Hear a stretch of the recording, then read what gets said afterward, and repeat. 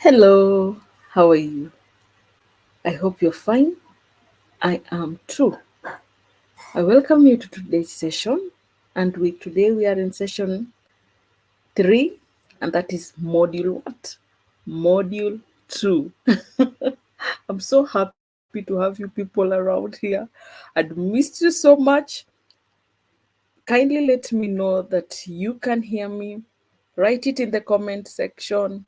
Introduce yourself and let's get started because today's class is going to be so good. So, yes, just let me know in the comment section. Just write who you are so that I get to know who is here with me. I can see we already have someone who has joined us. So kindly, karibu sana, andika jina lako, then tuendelee. Hiyo si ni poa? As we are waiting for the others at least to join us. Remember our rule, we wait for the first 3 minutes. We start at 3 minutes on the dot past. Tunaanza. So at that time, I like to know who is here, what's your name, what do you do, how are you finding the course so far, have you encountered any challenge? Let me know. Thank you so much.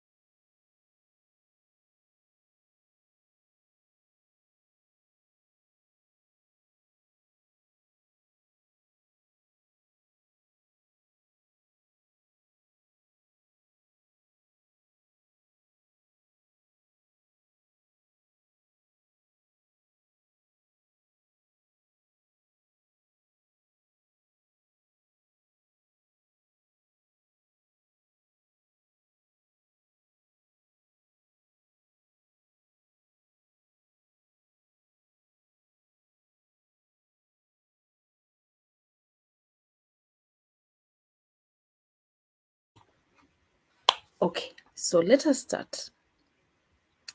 Today's class is going to be about you as a woman in business, how you're going to build your presence online. And this is something that is so close to me.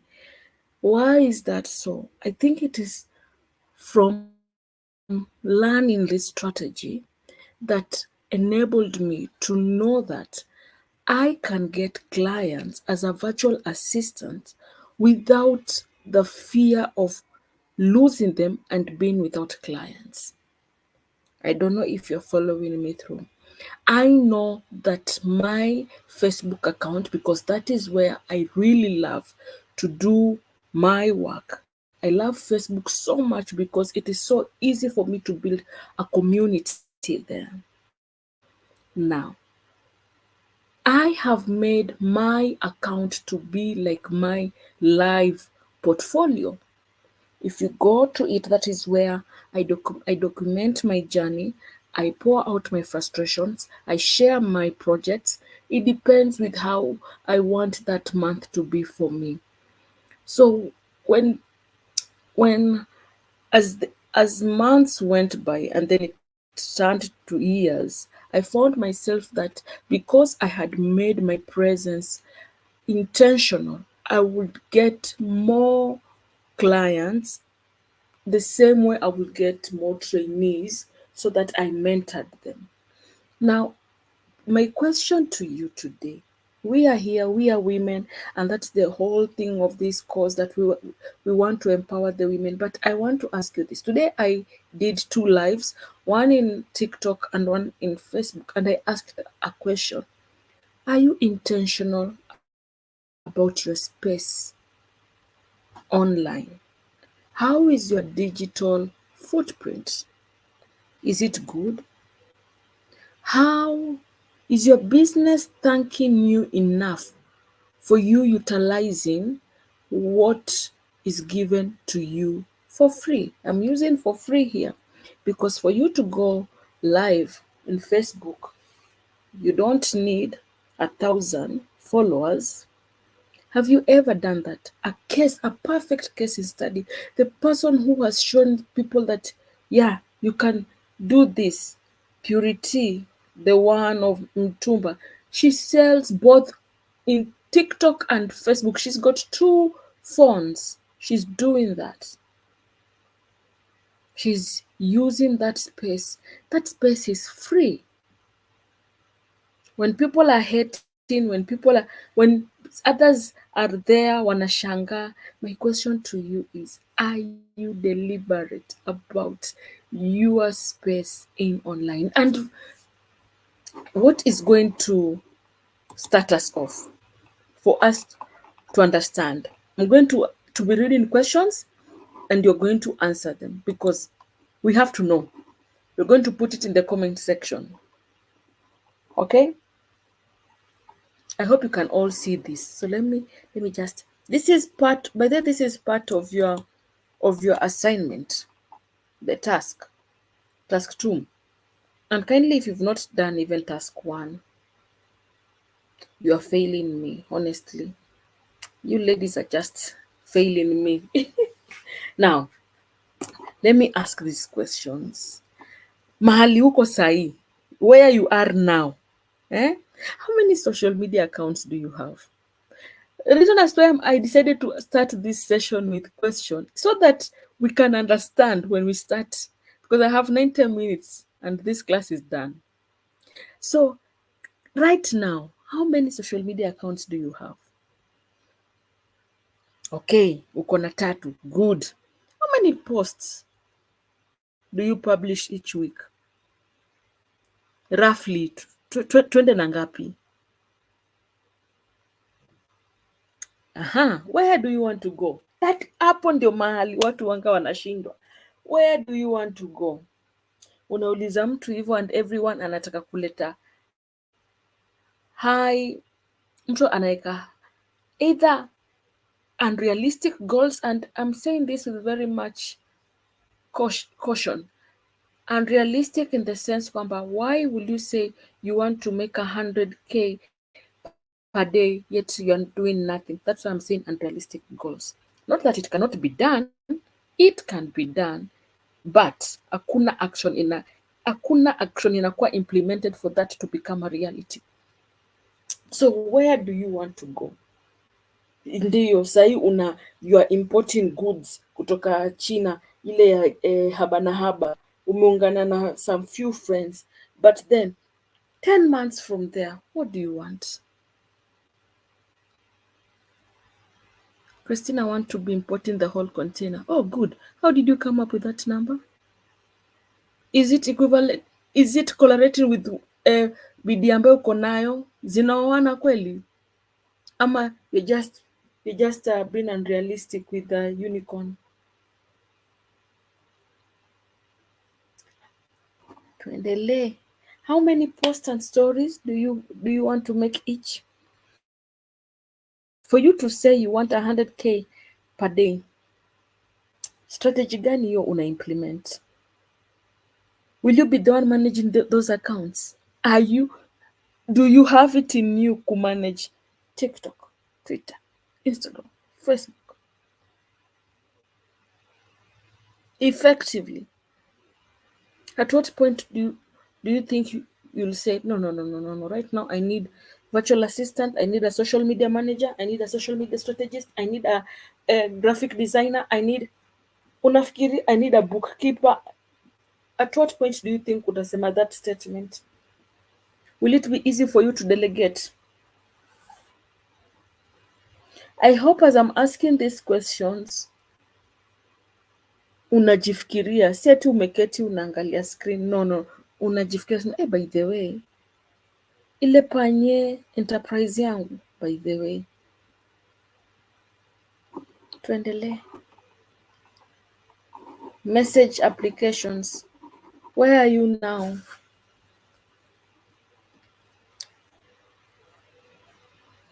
Wanga unazitumia kufanya WhatsApp, unaitumianga kuifanya nini? Ama hiyo ni ya kumessage family and friends? Unataka kwenda wapi concerning the message? That's why unaulizwa, with all these accounts will you manage? Because if utaingiza mpaka ya messaging, kichwa inaweza ruka kama hujajipanga. And the good thing with social media is that people journal their journey in business. If you are keen, you'll see it. In this particular one, a very good example is JC. Beautiful product, good at marketing, but right now she's crushed. And she'll always say, the good thing that she'll always say, she'll always say, no, right now, message, please guys, I've even tried to get other people to help me. Kindly, if you want this thing, unless you are dying, contact these people, if you want my products, contact these other people, because utasaidika haraka, not through me, because with me, I'm the one who's creating, I'm the one who's marketing, I'm the one. Are you seeing what is happening there? If people are merciless, people will always take. I always say people are good at taking, and taking. So right now she's seen that kwamba where my products are good. People are always asking. I have to get help. Sometimes she'll even tuma screenshots. Akwambie, this is the amount of unread messages I have in WhatsApp. Right now nataka kuzipitia. You as an entrepreneur, don't you want to reach up? Aren't those the kind of problems wangana waona munaandika pale kwa comment, how I tap into this kind of a blessing? Hizi ndo shida mimi nataka. Are you sure you are able to handle it? Website.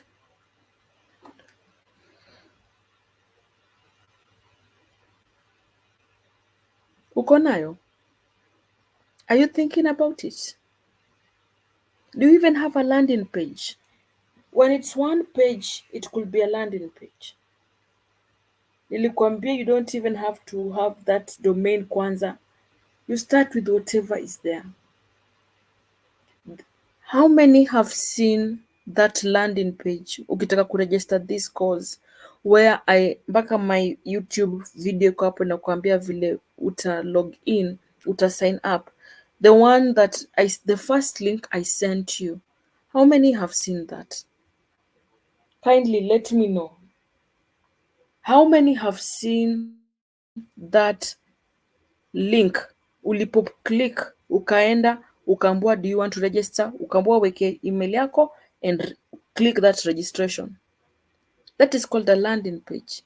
How many will agree with me that you could use that to create your products? Maybe umetengeneza sabuni and that is where you're going to put, instead of what was written there, you could just kwamba umeweka kwamba hey, hapa mimi nataka hivi, nataka sabuni zangu zionekane hapa. And how many know that is free? Hiyo pale mlienda mka click kwanza, that page, that is free.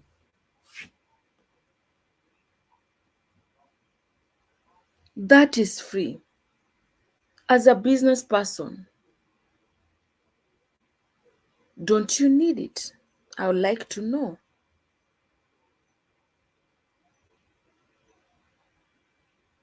Don't you need that landing page? Umeleta mabuyu, umesha hype watu pale kwa social media, unawaambia if you want to order, just click on this link. They are going to a page. But I have to warn you right now, IO kwa Facebook hawataki, wanaikata. So there are other platforms that you can use that. You can create that landing pages. MailChimp iko na landing page that you can create. It doesn't need you to have a domain. You can start with that.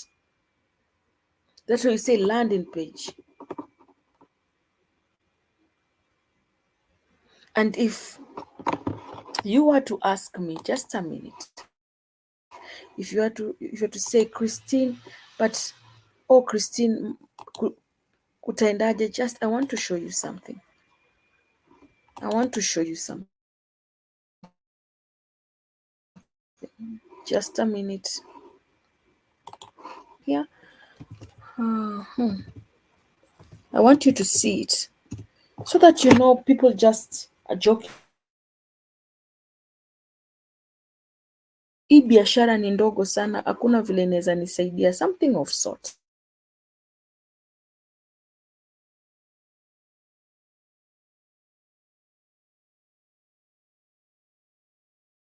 Canva has a website. There's that aspect of Canva that you can create your own website. And Canva's website is a true definition of landing page. You could go there and just write about you and what you do. So I want you to see something because it is still loading, but I'm so excited. I want you to see something. Let me share this instead. And I have to remind myself to stick on to the plan of what we are supposed to do. So this one will be shared. Just a minute. I want it to fully load because I wanted you to see how you can use Canva. You just come, landing page. And if you go to MailChimp, it's free. Imagine you can start with it for free. So this is my landing page. You can see, I wanted you to see an example. This one, just a minute. I hope itakubali. This is not my Canva for ya kazi. This is something for this cause. Okay, let me see if it will agree.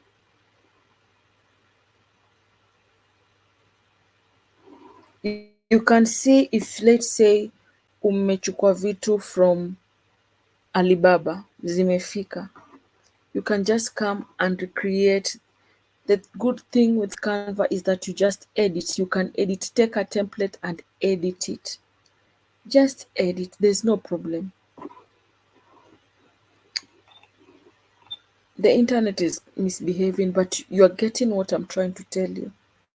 So when it comes to that aspect that I'm telling you of website, you don't have to worry. And let me tell you, getting a domain is very cheap. Imagine, hata mtaamini. So that you secure that, because I've seen people in the spirit of waiting for money,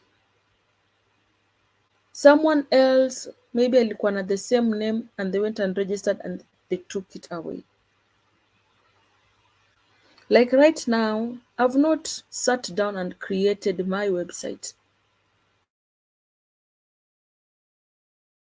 I have my domain. So the landing page, you answer that. Are you there? Where do you want to go? Do you think that you want to create a website? Or better still, do you feel like you want to use Shopify, Etsy, the e-commerce? What do you want? I told you this is where you don't limit yourself. Anything you want, no matter how small it looks like. I was telling someone today in TikTok, hata kama ni pilipili, hata kama ni biashara ya pilipili, don't think small with it. Sit down and write. So, if so, what type of website would you want to build? A landing page? This is way cheaper. A website from a website building service, a simple self-hosted website. Building a website, these are the things that zitatakikana.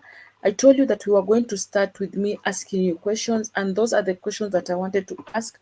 Tuachane na this upande wa website for the time being. Digital marketing, where are you? Do you use online ads? Is there anyone amongst us here anafanyanga ads ya biashara yake? I saw the other time this beautiful lady called Mary Wambui. Someone had complained, screenshot of saying that, do you think I would honestly con you? Yet this is the amount of money I've used in my ads. And to support what this lady was saying, other people were coming to with their screenshots too. And I particularly noticed this for this lady called Mary because she's my Facebook friend. And it had she had run ads for 60,000 and above. You can't compete with her if you don't do vigorous marketing for your business organically. There's no way mtacompete. Ndio tuache that name, tuache that point of kwamba no, baraka ya mtu ni ya mtu, oh Mungu,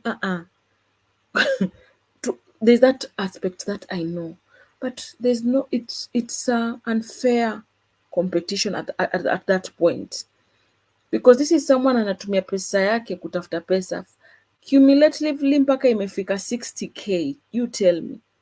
Saa hiyo wewe hata ukika ad ya 500 kuna vile nakumu unataka kuka kidogo na haiproduce result, you end up saying kwamba no, this thing is just a scam, it doesn't work. Someone ameplace over the time imekuja imefika 60k, and I know I have clients that hata hiyo 60k najua imepita. I told you I have a client, she doesn't need my services as a virtual assistant ya retainer. She only comes to me wakati mizigo yake imeingia na namwekea ad ya kuran hata miezi mitatu. Kwa hiyo page hakuna nini, sijui ati post consistently nini, no, it's just the ads that are running, just the ads. Tunaikanga hata 10,000 in 2 weeks, imeenda, but inamletea kumletea. She's the one who taught me kwamba kuna watu hapa nje wako na akili. Mtu ameona kwamba instead of nichukue Christine anifanyie organic nini, hii sitaweza, wacha tu tumalizane na yeye nifanye ya Zuckerberg. So where are you? Do you place? Do you publish? Do you even know like boosting a post, blessing, and do you know how to do audience segmentations? Do you know how to do that?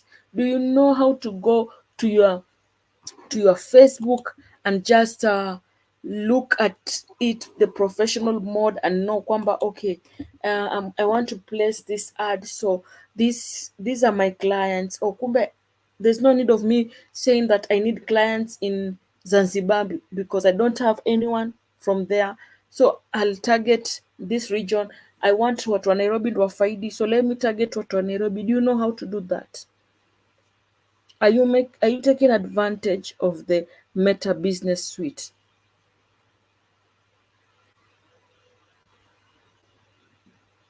Those are the things I would like to know. I was trying to open my Facebook page so that at least I show, because if there's one thing mentees have taught me is that nisi assume kwamba everyone knows what I'm talking about. So I wanted to come to the Meta Business Suite because kuna people that don't even know that Meta Business Suite exists. Like, hey, iko advanced, hata account ya ads like kando.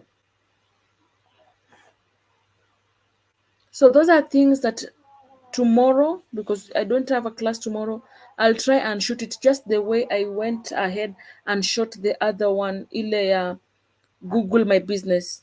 So if you know you tried that, if you know you went and you placed your business in Google profile, let me know in the comment section, because it I have to be honest, it will make me happy. I know that sikuwa nimefanya kazi ya bure. So I'm coming back here so that I can read the comments. I want to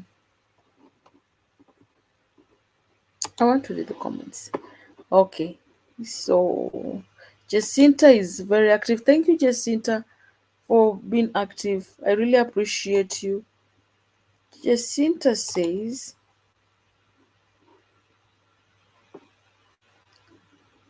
social media manager, but it's a bit expensive. Oh yes, it just depends, Jacinta. Okay, so Jacinta is the one who is engaging us. Kindly, if you know you are here and you are understanding what I'm saying, even if those questions that I'm asking zinakuchoma, I think just let us know that, hey Christine, kwani class imeanza na gia gani? Why are you asking us so much? I know I've not been taking care of my business the way it's supposed to be when it comes to the digital space. Just let us know, like, be honest, let us interact. That is how we get to learn. I've decided to start with the question so that when we start at the lesson, we will get what it is we are talking about with an understanding. So that's why nimeamua kuparaga mti in another way. Okay. So if there's anyone who wants to share something, put it in the comment section.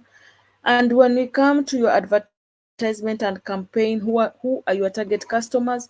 And that is why I'd wanted to open my Facebook, so that you get to see that yes, tuko kwa Facebook sote as children of God.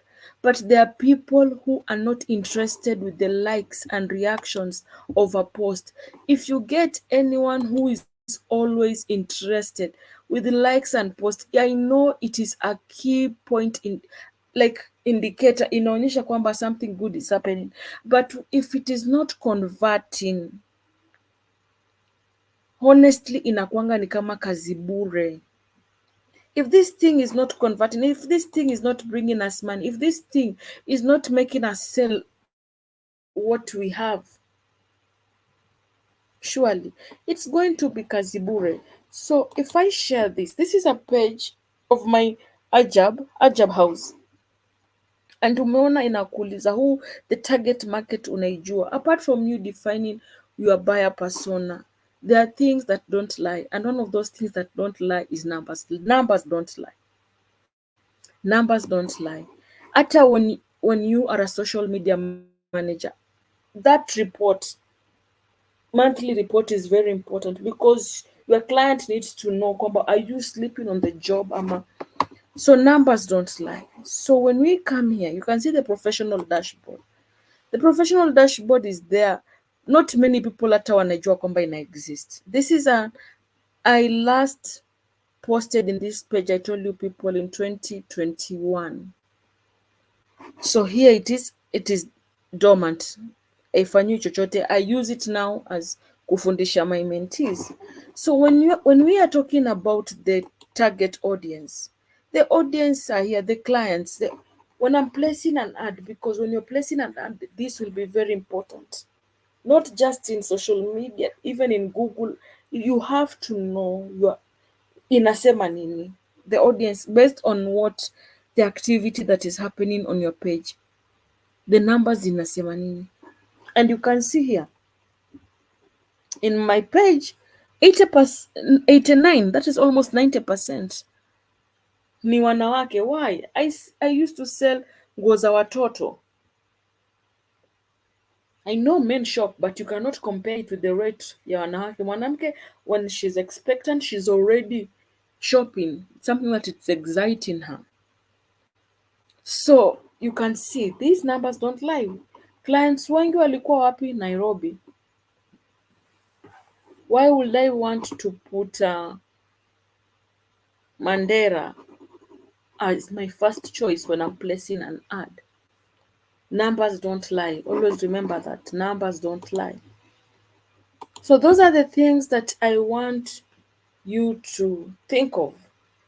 Now, if I place an ad, how long will that ad run? Those are the things that I want you, like, pamper your business. So in today's lesson, when all is said and done, we've said that today we want to learn about what? Building an online presence. So I want to welcome you. I'm Christina Kinyi. I'm a mother, founder of Remote Solve Virtual Agency. I also in this journey of wanting to build this agency. So as I'm teaching you, it's like pia najihubiria so that I get to know, okay, Christine, you told them this, what are you doing? It's like unajihukumu. This agency right now needs to have 3 to 5 Kenyan ladies that are offering their expertise skills to people that need it. So Christine, where have you gone wrong? It is so important for you as a woman who wants to build yourself, who wants to build your business, to get to understand who you are first. I know being visible can be quick, and we have seen that through our day-to-day life in social media. We can decide to be visible through controversy by creating controversial posts. We have seen watu wanatukanana, sisi tukifikiria tunapata chai, kumbe chai ni sisi tunawapa wao, because wao kumbe they have already agreed that they're going to do that so that they get followers. We've seen other people when the teas were being shared that walitukana na mtu fulani so that at the end of the day makusudi ilikuwa imetimia, amepata followers wake. I don't think that as a woman who respects herself, and I would want to think the same way you respect yourself is the same way you're going to respect your source of income, that you'll want to associate yourself with such malice and shortcuts. And that's why when I was teaching today in TikTok, I said this. For you to be able to build your presence online, the first thing you have to understand, what is this business? Does it make me just a business person, or it makes me a leader? Am I solving anyone's problem, ama I'm just here for the hype kwamba quells ina pesa? You have to get to know that kiini, like the root. You are here, you are selling perfume. Why? Is it because people right now are into Arabic perfumes that unajua iko na pesa?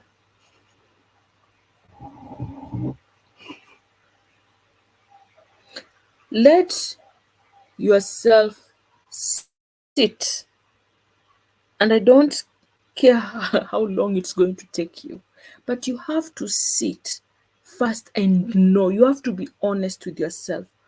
What is Remote Solve Virtual Agency? What's its mission?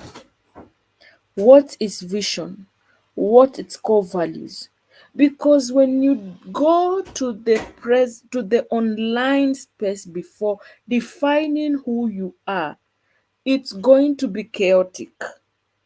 That's why you'll find people wamepata mahali kuna siasa, and they start also fighting with other people, kurushiana midomo, not thinking of, okay, I'm in Facebook, yes, I know kiini ya kutengeneza ilikuwa to socialize, yes.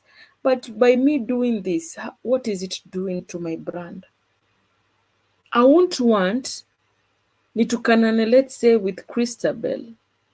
And then when people see my brand Remote Solve, wanasema mwenye hii yule ambaye anakuanga na mdomo nyingi, yule ambaye anarushaga mdomo kila mahali, anakusana tuna kila mtu, kila yule mwanamke ni bita wewe. No, I don't want that. That is just me. We are different, but I know the same. I wouldn't want my kids to suffer from my upungufus, shortcomings. Is the same way I wouldn't want my business to undergo that. I want to be able to serve a client as Remote Solve and not as Christina Kini. But then I came and realized I didn't want to build it from chini. So I took advantage of the presence that I already had. But again, I'm repeating, for me to go there and for you to go there, we are going down to sit and do our homework. We are going to write. Why are we doing this business?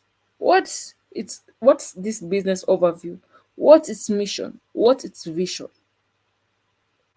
What's that pain point that we are solving? And through the pain point that we are solving, how many products have we created? And does it look like there'll be more of it? And what is making us unique? That, to me, is the beginning of it all. That is the root, according to me. That is how I did it. I told you guys, a client reached out to me, and it was not my client. It was the client of my client. My client had gotten so excited telling him about her VA. And she was there. If you meet Christine, you're going to love her. Christine is so good. Can you believe Christine has never come to this place? Yet she knows so much more than me. She researches. She's the one we need in these projects that we want to embark. You will click with her because that's just the way Christine is. And the person was eager. Why? I need to meet this Christine. So obviously, the person had given him my number and he called me. At that time I'm being called, I didn't know. In fact, it was at night. My clients, with time, you'll see that they're clients that you'll get so close to. Yes, people part ways, but then relationships are also created in this journey. So this client calls me at night and says, I've been given your number by so and so. Tomorrow morning I'll want to have a meeting with you. And we all know there's a way good money talks. So I knew this person was loaded. Ile hata kucheka unajua tu, okay, this person is loaded. Acheki kama mimi. Anacheka tu ile utajiri ile ha hiyo. So the next morning they call. That was supposed to be a joke, by the way. Okay, the next morning this person calls and we talk and he asks me, why are you working with this lady? Not in a bad way, not ile ya kutaka but alitaka tu kujua. I told him, my ideal client is any woman who's 10 years above me. And that got him curious. Wait, 10 years above you, why? I told him, because a woman that is 10 years above me right now is so tired with the world. Anataka tu akimaliza kazi, aende nyumbani, ataki hata kusikia makelele ya watoto. In fact, she'll make sure ameketeta kwa garage kama yani pale kwa parking lot. Mpaka ajua watoto wake wamelala ndo aingie. Ana time ya kujua kwamba X imetoka from Twitter. They just want things done. Na hata nipa stress. Such a person won't give me stress. So at the end of the day, they see me as their superhero. I told him that and he laughed so much. He said, Christine, you've got bad manners. I told him that's my ideal client avatar. I don't want anyone to tasumbuana.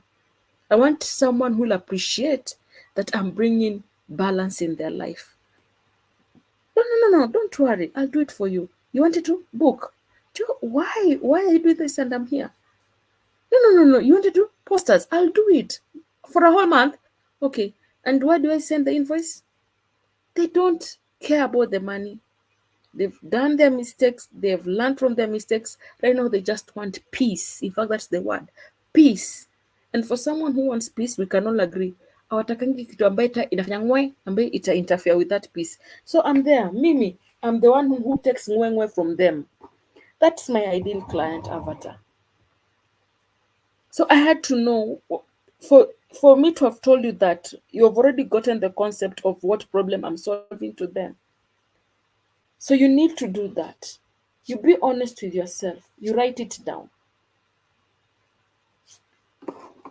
Allow me to share with you this so that maybe you get to understand me. I'm opening something and I want to share with you guys.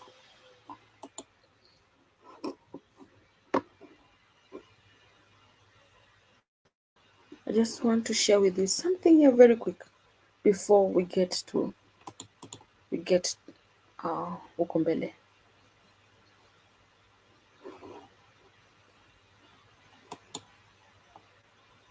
There it is.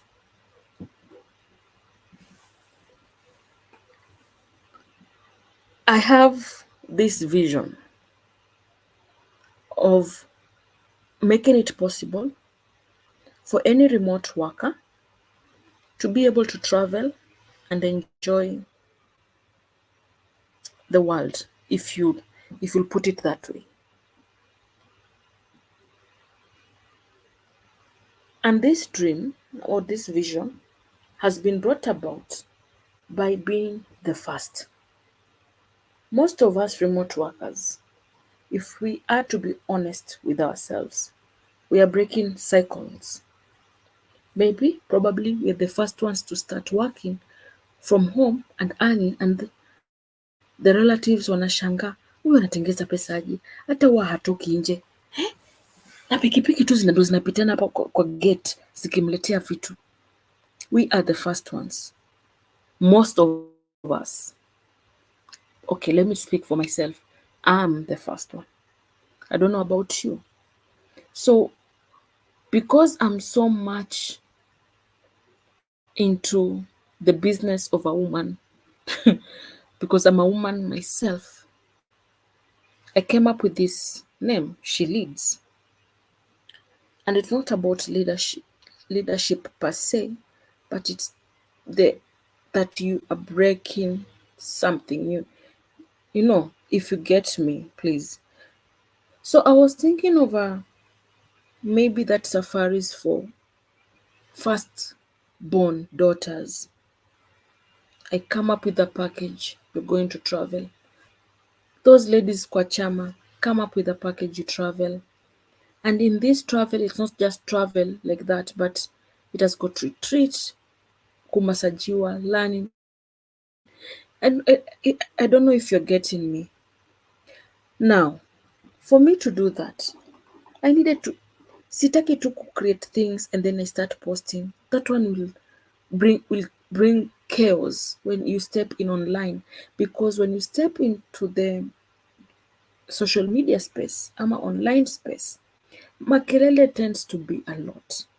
Now, here is a simple guide for me, and it's not finished, but it's giving me that skeleton, the skeleton mass of what I need to. Later on, I will fill with muscles and fat and tendons and meat, flesh to say. So you can see about us, our vision, our mission, our offering, why choose us, and this. That is what I'm trying to tell you, that whatever small it is, or how big it is, or how complicated it has become, do not stop at it kwamba no, just sit down and write what. Just hii pilipili ni ya nini? Unauzia nini pilipili? Ama maybe pilipili is too funny. Let us say I said panye, the innerwear. Unauzia watu wanono. Good. Why? Does it have a story behind it? When you do this, because this is where the most difficult thing is, people don't want to sit and write or type. When we are done with that, Can you imagine? Have you seen a lady who was born and raised in a family where the family was healthy? Healthy in the sense of the father was present, and this man, the father, showered this daughter with love. They've got kuna that kaujasiri wanakuanga nayo that it kinds of rub us the wrong way, sisi ambaye tukuipata, like ule naye anajisikianga, we'll give them even funny names, and yet this is a lady who's coming from a functional home. Now that is the same way in this, what I'm telling you. When you know what you are having and you know its mission, you know your vision, you know the core values, you know what you're bringing, you know what sets you apart, you have a very strong foundation. Hata kama you will not know those funnel terms nini, they are just terms, but when someone teaches you, it's going to click very fast. So that is where the problem is. That is where I feel, even with my VMNTs, that's where shida kubwa hawataki kufanya. Take your time and do your business justice. Create your business profile pole pole and define these other aspects. And then now let us move to online. I am known not just to solve problems from the shoots, but I like it to answer from the roots. And all this time, we were talking about the roots. And even in these roots, we have not talked about your fear stemming from the traumas, thinking that you do not deserve it. And it's going to be there even as a VA. A client comes to you, they'll be doing you, they want you to do for them so much work, and you'll say, hey, niki quote 20 hata get back to me. Sasa afadhali ni quote 10 so that at least nipate kitu ya kulipa rent ya mwezi huu. That is trauma talking. Ama mimi naweza pata mtu atanilipa 50k per month. You are arguing from a point of lacking, a point of heart. So those are the things that I hope umelewa mpaka hapo. If you want much more into that, the root part, you let me know. So being visible through social media. After tumemalizana with that part, now we are going to the social media part now. Now we want to get into hizo makelele because now we are going there to sell. Na hii soko si wewe peke yako. Raise your hand if you've gone to LinkedIn katika hii hali yetu ya kutojielewa. Raise your hand if you've gone to LinkedIn because ulisikia iko na a lot of clients who are high end paying, ukafika pale na ukanywea. Raise your hand. Please raise your hand, I want to see. Raise your hand if you know you've tried to go and pitch kwa clients in LinkedIn, lakini unafikanga kwa hiyo gate. Ushaona vile the first time uliendanga college ama school kuchukua best yako, ukafika kwa gate ukachanganyikiwa na maisha. Raise your hand. Raise your hand ulipoingia tu kwa LinkedIn, kwa mlango wa LinkedIn, ukapata na post ya Nigeria and you are like, mama clients, yet this is what mimi hata sijui kujieleza hivi. Raise your hand because I know tuko wengi. Raise your hand. Achana vitu tuko na vidomodomo hapa kwa Facebook. Raise your hand if you know LinkedIn wanga inakufanya unanywea, like you become like a paka ambaye amerushiwa maji, because not because you don't know how to do things, but because the way people are putting things, vile imeandaliwa hii maneno, the way they are arranging their things, and yet they're just talking about inbox management, and you're like, am I really a VA? Do I really offer inbox management? Because the terms that he's even using, I've never seen these words. And then unaingiwa na baridi, unatoka unakuja kuhemea Facebook. Raise your hand, please. Just say, Christine, it's me. The only problem is that when you went there kama ujielewi. No one with the solid foundation gets shaken. Anyone with a solid foundation will always use that powerful word of not yet. Not yet. I'm not yet there, but not yet to mean procrastination, but not yet kwamba I'm working towards it. Let me tell you, I was trained the first cohort of Alex VS, and it was lethal. But believe you me, we will go to LinkedIn and I will feel like I don't know those Nigerians.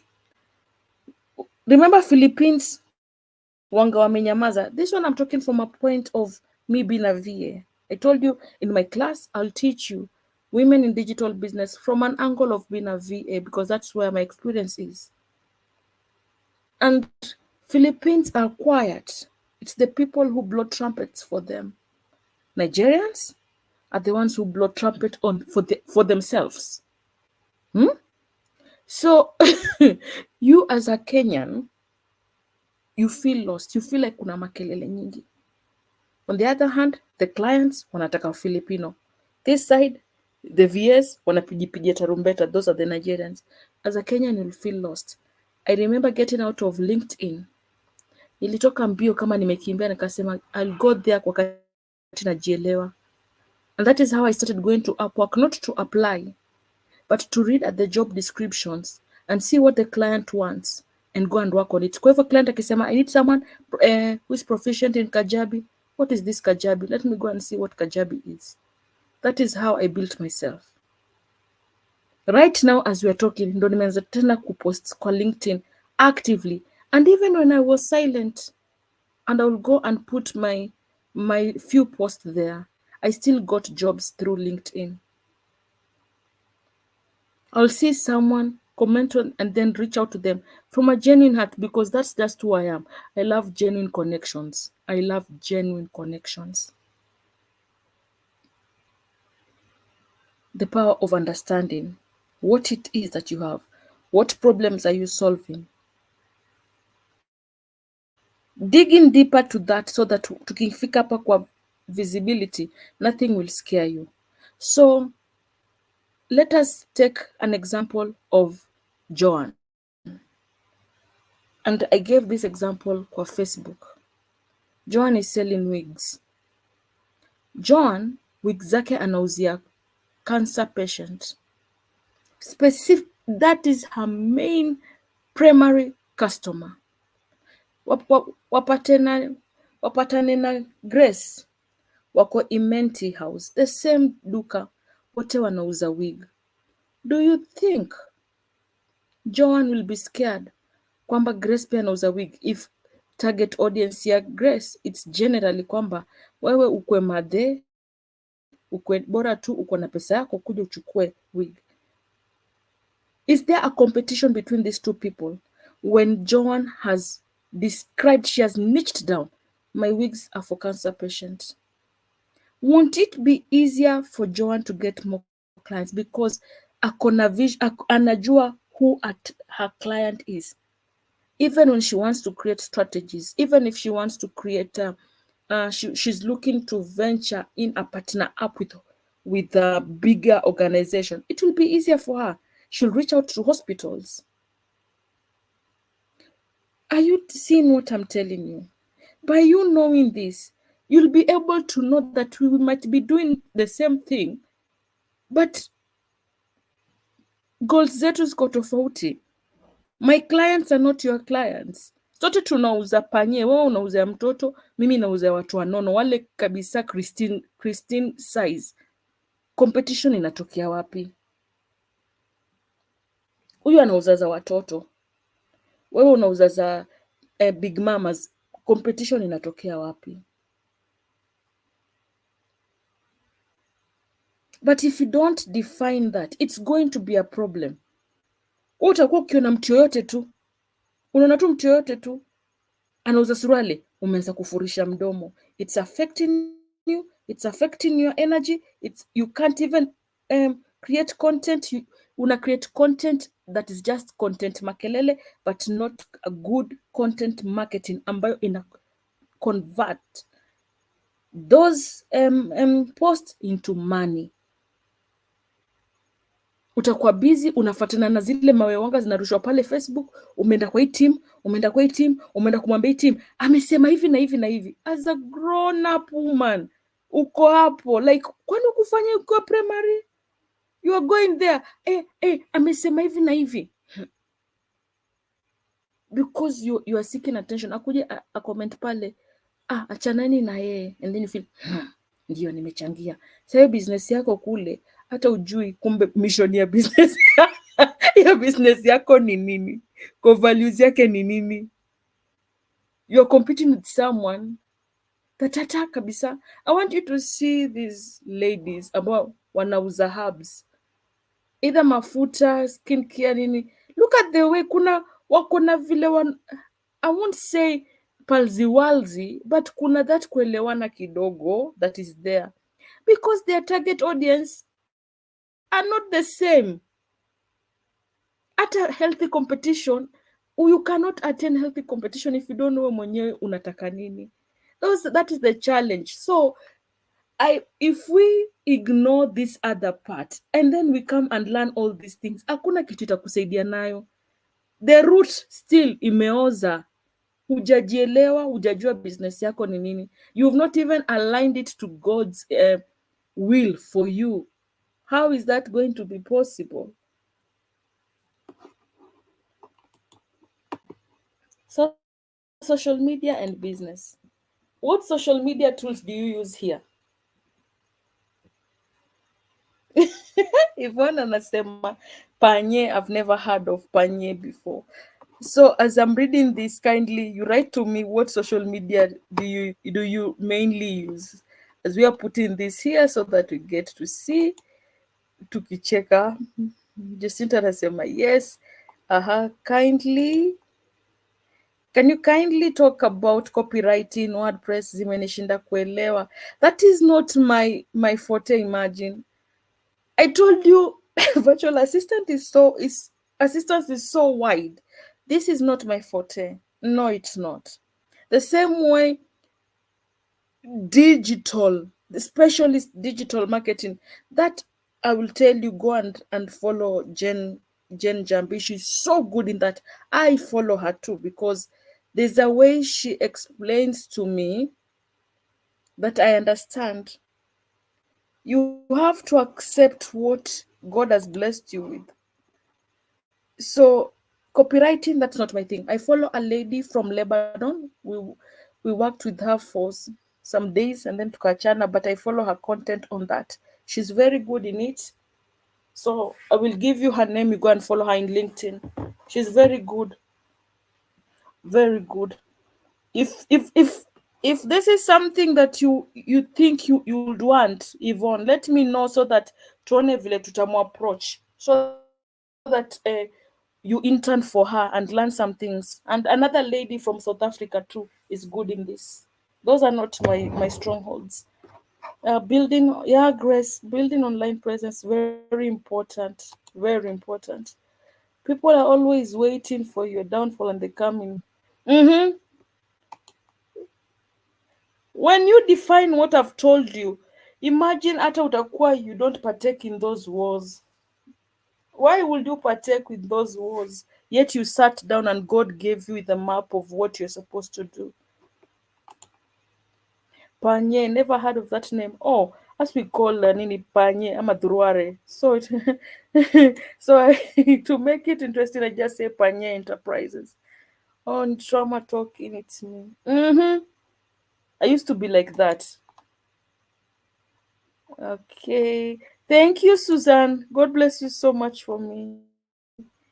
I'm sorry, I haven't attended the other classes. Yes, This is the third one. Hujakosa anything, but make sure that you are doing the course, the tasks. Please do it so that I get to certify you nimalizane na the 10 ladies. LinkedIn nilianza na psych and passion nikapata shock, but I'm pushing. Oh, LinkedIn is where usiende LinkedIn kama ujielewi, utaumia. Do you have the paid? No, I don't have the paid LinkedIn. No, not now, not now, not now. Even if I decide kwamba I want to have to take that step of faith and say, okay, God, okay, I'll take those 3 ladies. I'll take them. I'll start. I'll start sending pitch to coaches around the world, and I'll still not use this one first. I will not use the LinkedIn paid. It's too expensive currently. It's good, but not. Who is your target market? Yeah, you have to know who your target market is. Hapo ulipo, if it is mkorogo, the one that inakufanya unang'ara. Who wants that? Who this lady anapatikana wapi? You have to see, you have to give this person the name, the age, the problem, make it realistic. That's why when you join those classes, the master classes of ICA, Ideal Client Avatar, unambwanga uchore like the scarecrow. You can draw a figure like that, unambwanga mchore kabisa, so that umuone. You don't limit yourself in that. Okay, Susan has said that anatumia Facebook, Messenger, YouTube, WhatsApp, LinkedIn, TikTok. Please Susan, niambie hii Aliro ni little. Please just confirm with me Aliro so that nicheke. And then Telegram. I am hopeless when it comes to Telegram. Telegram to me is associated with scammers. If you're a VA, you'll know. More so when you're applying jobs Upwork, they will always tell you, okay, follow this link. Hata kwa TikTok, the scammers will always give you that Telegram link. So I just sipendi wanga inaniudhi. Baba Shalin, inaniudhi. Yes, their tasks kindly share with me. Okay, sawa. I think paka hapo tumemaliza. So the social media, what social media tools do you use? People have answered me, which is good. So what is a social media? And I've kept it there for you so that you get to read. And in this, I know they didn't.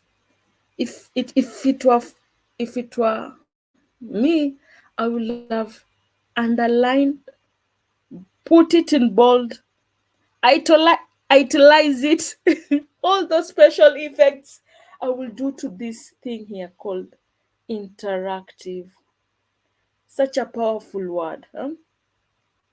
When social media was created, it was just as it says, to socialize. Genuinely from a point of interest, genuine interest. Ni sisi in our own being, wanadamu have made it the way it is today. There's something that you have to understand as a business person. And I'm not saying this ati kwamba, oh, no. There's that bit of having a relationship with God that will make you understand what you truly need to do as a business person. Let me tell you something about a VA. It's always hard to get clients if you come with what you think you know.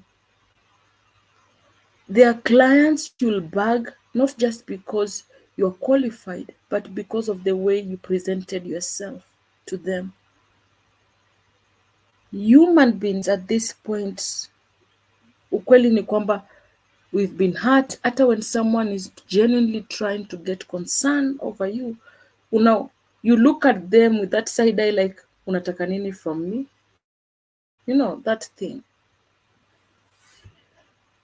But that basis of the social media was put for us to interact with each other. You get to know the other person from a point of being genuine. So the interactive technologies that facilitate the creation and sharing of information, ideas, interests, and other forms of expression through virtual communities and network. Mimi nauza biskuti, wewe unauza biskuiti. I'll tell you, in LinkedIn, people have even made posts that wanakataa people who wanauza ama wana offer the same services as them, and what they say is atanisaidia na nini, we are both competing over the same thing. You see the way it's interesting. Yet if you get to know me and I'm a VA like you, if I get a client and I say no, I don't deal with travel, I'm not a VA that deals with travel, or I'm not a VA that deal with podcast management, but Yvonne deals with podcast management, that we already hapa in this kuna shida, we just know the theory part of it, but the practical part of it is that all of us squeeze it kona OCD, na we are introverts and no one is going to tell us anything. All of us will say na ndo maana mimi siku hizi siendangi kwa watu ovyo ovyo. All of us will say that. Hata mimi pia I have OCD, mimi akinyi, mimi ambaye I know I'll place anything anywhere. I'll still say I have OCD. So already here there is a problem. But if you remember what I told you about the roots, you will know how to go about this place. So what is social media to you as a business person? And are you utilizing it? Ama bado you use your social media to put anniversary ya the class of 2006, the same picture all the time, and the people who will be wishing you birthday and better you never take time to come and say thank you so much. What is social media to you? I know for my partner, he didn't know or realize the importance of it until we started living together. To him, it was just a place where people show off. He didn't know that social media could generate income. So nowadays, he respects it. He still thinks people show off, but he knows that other side of it that helps his partner. Where did you meet this mentee? Oh, we met in the social media. They reached out to me in the inbox. Oh, just like that? Yes, just like that. I don't want to tell him, no, not just like that. I've been posting, sometimes even 3 times.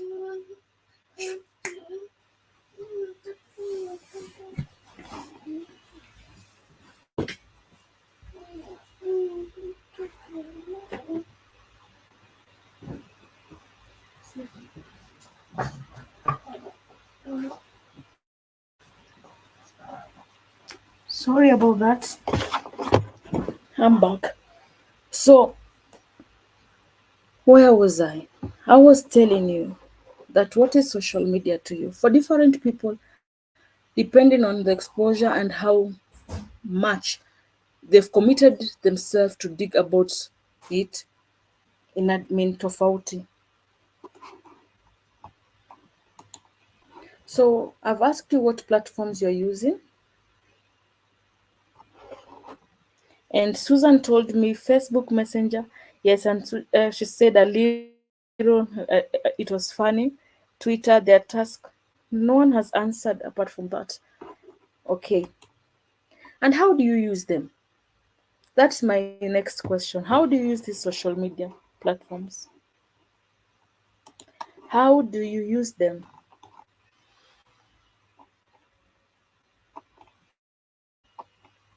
How do you use the social media platforms? If you can hear me, kindly let me know. How do you use your social media? Do you use it just for personal purpose, or do you use it for business purpose, or do you combine them both? Let me know in the comment section. How is it that you use it? We've got 20 more minutes, and I pray to be done by then.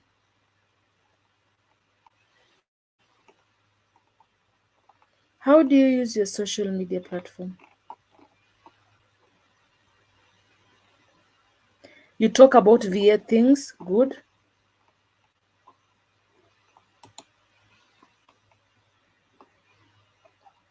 Anyone else? Anyone else? Anyone else? Please, let's talk so that we finish here.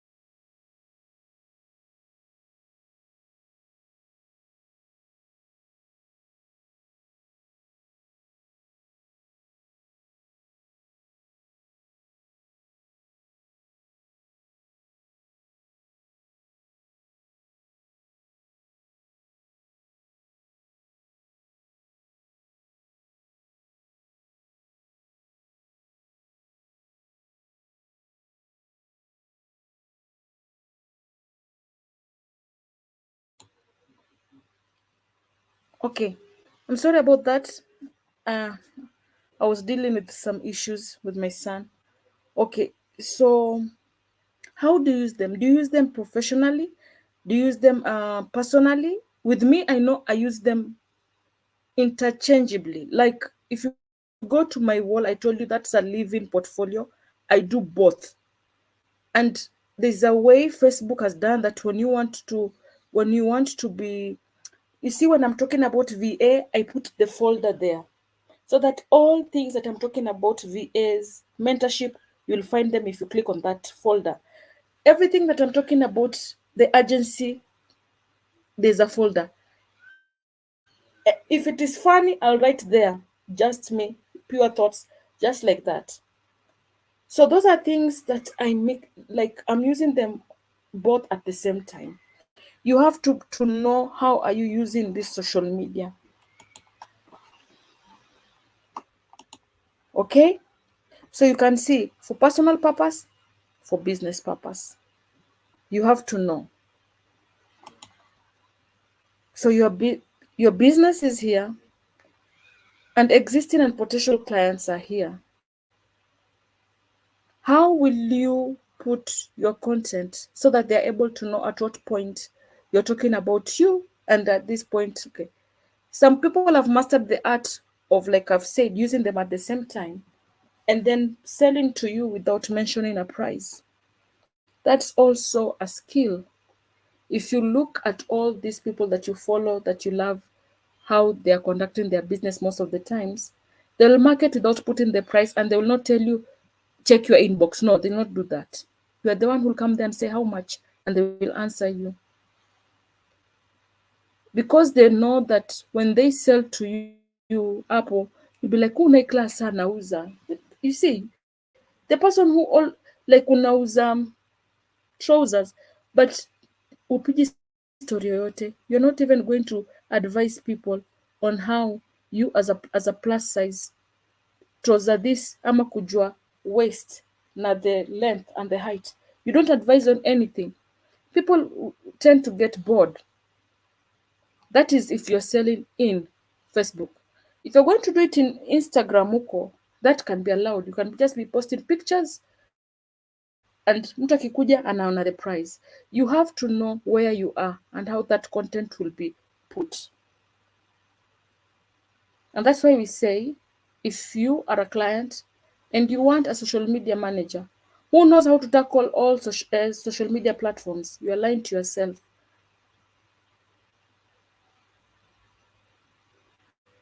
As a VA who wants to offer social media services, let me tell you, you cannot be an expert in all of them. That's just one thing that I think I needed to let someone like Yvonne, because in this group, I know that Yvonne is truly into this. So, the essential functions of a social media for a business is connection, targeting, and storefront. Connection, targeting, and storefront. Your social media is going to play an increasingly important role as a channel connecting business and individuals. I told you that when you are there, you have to be, it has to come from a point of genuine, like you are being genuine, that you want to connect to these people.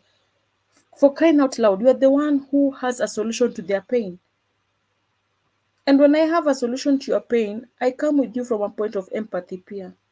People don't buy products, people buy stories, people buy connections. Let that sink in. People don't buy products, people buy connections, people buy stories. How are you building those two things? Because from there, if you remember what I told you, core value, mission, offers, and the products and services are from the pain points, you will know who you are targeting. It's here. Targeting. Yes, you've connected with the 5,000 people, but from those 5,000 people, the friends that hata ujai kutana na wao hata 20% of them, ni wangapi umetarget na wako hapo? And then from there, you convert now into sales. Because targeting will allow you to choose the right customer to promote products and service. This goes to virtual and to connections that are sent in LinkedIn. You don't just accept all your connections are from Pakistan. All of them.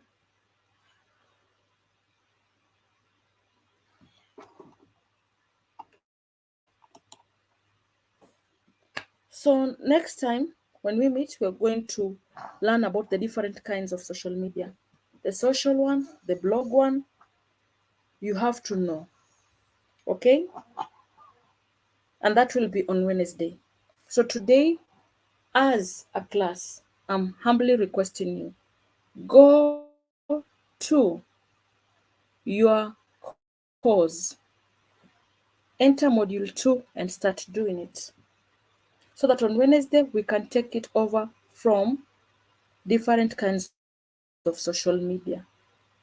If there's any question, kindly let me know through the comment section, because this last 13 minutes I'll be addressing what had been written so that I'm able to see.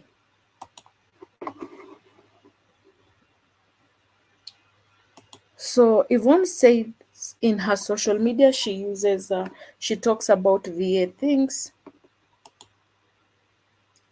mostly personal for me. That's what Miss Susan is saying. Yvonne says Facebook and TikTok I go to see latest news and look for clients. Once in a while, advocate mental health and SDGs. So you can see that they're using it the way I said, personal and business purpose, which is very good. So, right now, I hope this class was informative to you. When we meet to start on the different kinds of social media, I would like you to tell me how far you have gone into intentionally writing, explaining to yourself what your business is, the vision, the mission, the core value, the product and services, how that is helping the pain of these people, and what makes you unique. Till we meet on Wednesday, may God bless you so much.